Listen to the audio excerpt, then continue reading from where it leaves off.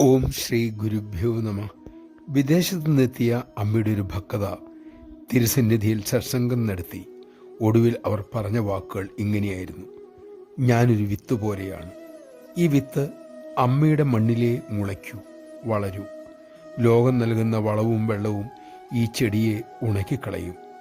അമ്മയെ കണ്ടില്ലായിരുന്നു എങ്കിൽ എൻ്റെ ജീവിതം എങ്ങനെയായി തീരുമായിരുന്നു എന്ന് ചിന്തിക്കാൻ പോലും എനിക്കിപ്പോൾ ഭയമാണ്. അമ്മയുടെ കൃപയാൽ ഞാൻ കുറച്ചുകൂടി മെച്ചപ്പെട്ട ഒരു വ്യക്തിയായി മാറി. മറ്റുള്ളവരെ സ്നേഹിക്കാനും സേവിക്കാനും ആഗ്രഹം വളരുന്നു. സേവയാണ് എനിക്കിനി ജീവിതം.